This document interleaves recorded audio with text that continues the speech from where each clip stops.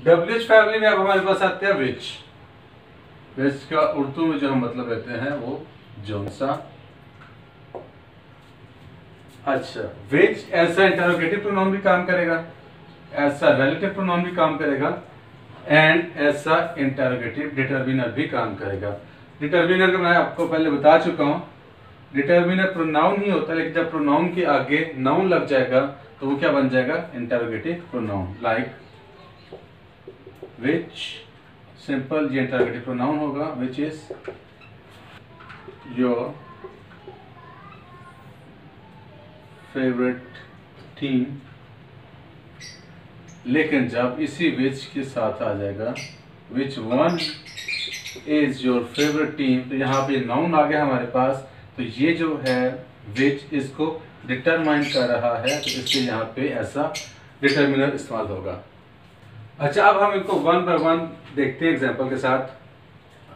हम विच का इस्तेमाल देखते हैं ऐसा इंटरोगेटिव प्रोनाउन के में, ठीक है। जब हमें लिमिटेड रेंज में चीजों को स्पेसिफाई करना हो तो वहां पे हम इंटरोगेटिव प्रोनाउन के तौर पे विच को इस्तेमाल करेंगे, ठीक है। लिमिटेड रेंज में हमने, जब हम लिमिटेड रेंज में किसी बॉडी को किसी चीज को स्पेसिफाई करेंगे वहां पे हम विच को ऐसा इंटरोगेटिव प्रोनाउन के तौर पे इस्तेमाल करते हैं। Like which is your favourite subject. तो यहाँ पे आप देखें जो सब्जेक्ट की रेंज है दैट इज वेरी लिमिटेड, ठीक है। तो यहाँ पे हमने विच का इस्तेमाल किया। अब एक क्वेश्चन पैदा होता है कि लास्ट में जब हमने वर्ड पढ़ा था तो वर्ड में भी हमने यही पढ़ा था, सम बॉडी समथिंग में हमने किसी चीज को स्पेसिफाई करना हो तो वहां पे एक चीज देखना, विच तब हम इस्तेमाल करेंगे जब रेंज लिमिटेड होगी, और वर्ड का हम इस्तेमाल करेंगे जब वाइड रेंज होगी।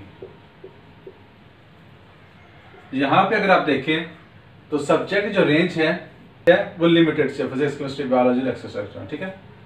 लेकिन अगर आप यहां पे हम देखें what music do you like, तो यहाँ पे म्यूजिक की रेंज एक वाइड रेंज है, दुनिया में बहुत किस्म के म्यूजिक हैं, तो यहाँ पे एक लिमिटेड रेंज नहीं है, तो यहाँ पे हम वर्ड का इस्तेमाल करेंगे। अब हम इसका इस्तेमाल देखते हैं ऐसा रिलेटिव प्रोनाउन के तौर पे। जब कोई पहले बात की गई उसको रिलेशन बनाने के लिए, उसकी वजह से कोई काम हो, तो वहां पे हम रिलेटिव प्रोनाउन का इस्तेमाल करते हैं। जैसे I prefer room which overlook the mountain, तो यहाँ पे ये जो रूम है हमारा और यहाँ पे विच हमारा रिलेटिव प्रोनाउन है। अब ये जो रूम को इससे कनेक्ट कर रहा है ओवरलुक द माउंटेन, कि वो रूम चाहिए जहां से पहाड़ नजर आए, ठीक है। तो विच यहाँ पे इसको रूम को इसके साथ कनेक्ट कर रहा है।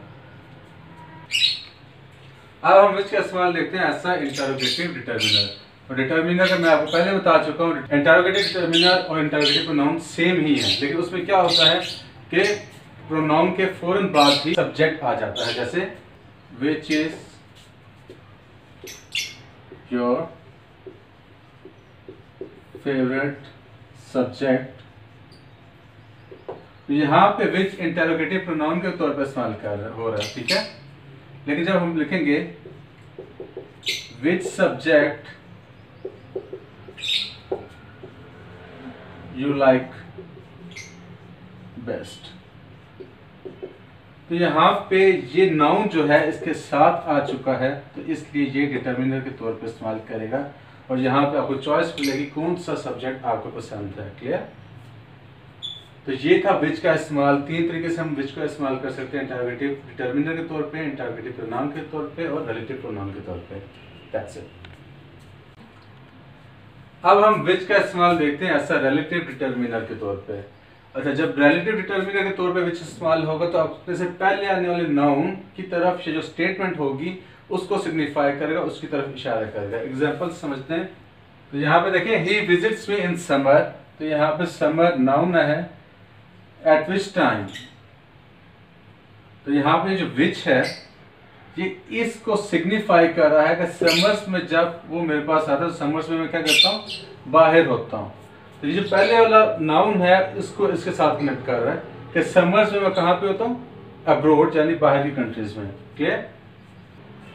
इसकी दूसरी एग्जांपल देखते हैं। The news vendor comes early morning eight which time I usually sleep. तो ये विच के बाद एक ये स्टेटमेंट है, आई यूजुअली स्लीप। यहाँ पे जो विच है इस स्टेटमेंट को इसके साथ मिला रहा है या इसकी तरफ सिग्निफाई कर रहा है। यहाँ पे जो विच है इस स्टेटमेंट को इस टाइम के साथ मिला रहा है, यानी the news vendor comes early morning, early morning का टाइम है और उस टाइम पे मैं सोया होता हूँ। क्लियर।